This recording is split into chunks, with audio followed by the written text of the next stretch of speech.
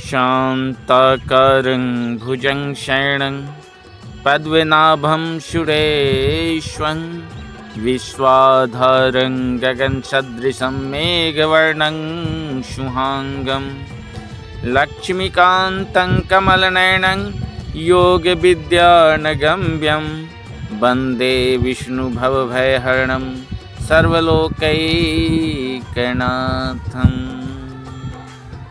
दीनदयाल बिरहद संभारी हरहु नाथ मम संकट भारी, हरहु नाथ मम संकट भारी।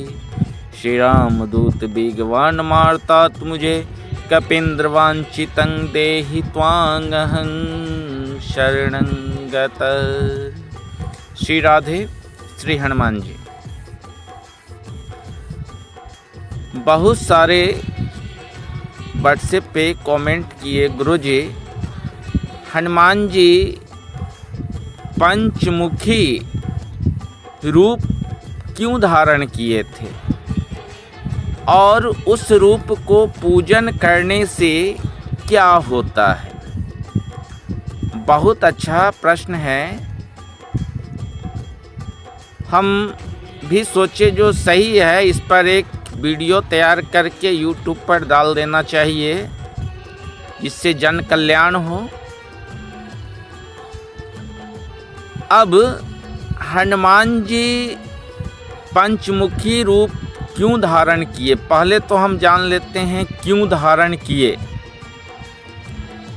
तो हनुमान जी पंचमुखी रूप अगर धारण न करते तो अहिरावण का वध नहीं होता। अब क्यों नहीं होता?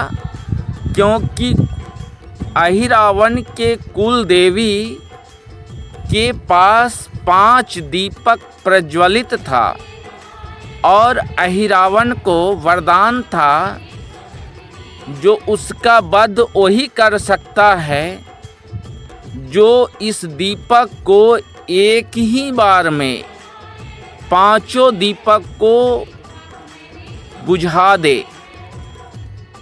अब हनुमान जी को इस कारण पंचमुखी रूप में आना पड़ा है उस दीपक को बुझाने के लिए। जब राम रावण युद्ध चल रहा था तो युद्ध में रावण जो है ना, अहिरावण के पास जा कर के युद्ध में सहायता करने की बात कही तो अहिरावण जा कर के युद्ध भूमि से राम और लक्ष्मण को रात्रि काल में पाताल लोक ले कर के चला आता है। विभीषण जी के द्वारा जब आकाश में दिव्य प्रकाश देखा जाता है तो वानर सेना का भी नींद खुल गया और विभीषण जी ने बताए जो ये अहिरावण है, प्रभु को वही ले जा रहा है। और सारा बात वहीं से विभीषण जी हनुमान जी को बता दिए, जो उसको वरदान है उसको वही व्यक्ति मार सकता है जो पहले उसको पंचमुख दीपक को बुझा दे। और इस तरह से हनुमान जी यह जानकारी पा कर के वहाँ से पाताल लोक चलते हैं। रास्ते में जब द्वार पे, पाताल लोक के द्वार पर उनका पुत्र मकरध्वज के साथ घमासान युद्ध होता है। फिर हनुमान जी और मकरध्वज जो है अपने पिताजी को पहचान लेते हैं। हनुमान जी भी, अरे भाई तुमको इतनी शक्ति कहाँ, तुम कौन हो, अपने वास्तविक रूप में आओ। मकरध्वज सारा घटनाक्रम हनुमान जी के समक्ष रखता है और हनुमान जी अपने पुत्र से गले मिलते हैं।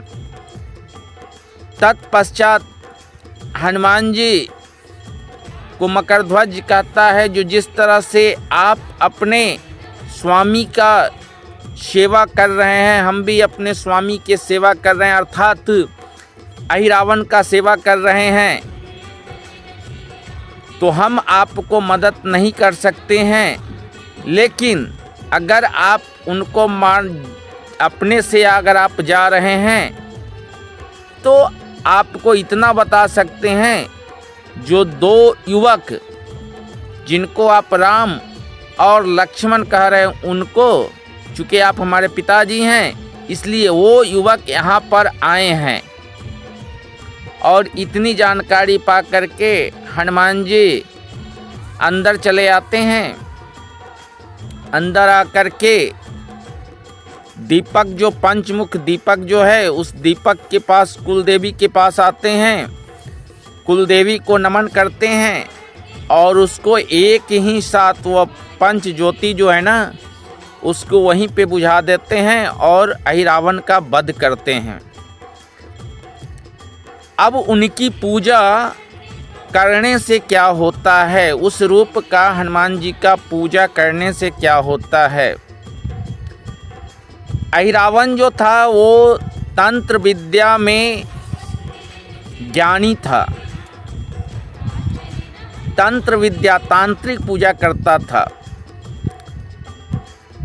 अगर आपके ऊपर किसी तरह का तांत्रिक पूजा का प्रभाव है, किसी तरह का नकारात्मक ऊर्जा आपको प्रभावित करता है, तो आप अगर पंचमुखी हनुमान जी का पूजन करते हैं तो उस तांत्रिक पूजा का प्रभाव, नकारात्मक ऊर्जा का प्रभाव खत्म होता है।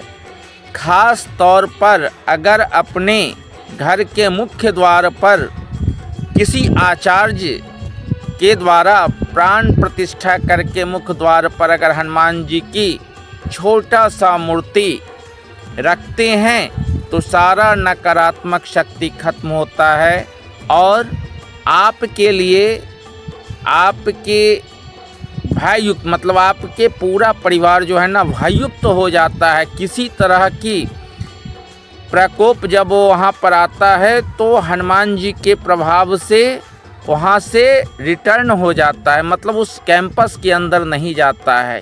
इसलिए पंचमुखी हनुमान जी का सभी लोग को पूजन करना चाहिए। एक बार बोलिए ओम हं हनुमते रुद्रात्मकाय हुं फट, हनुमान जी महाराज की जय। अगर ये वीडियो अच्छा लगा है तो लाइक करें, सब्सक्राइब करें और जहाँ तक हो शेयर करें। जो भी इस नकारात्मक शक्ति से प्रभावित है उसका अच्छा हो। राधे राधे, जय हनुमान जी।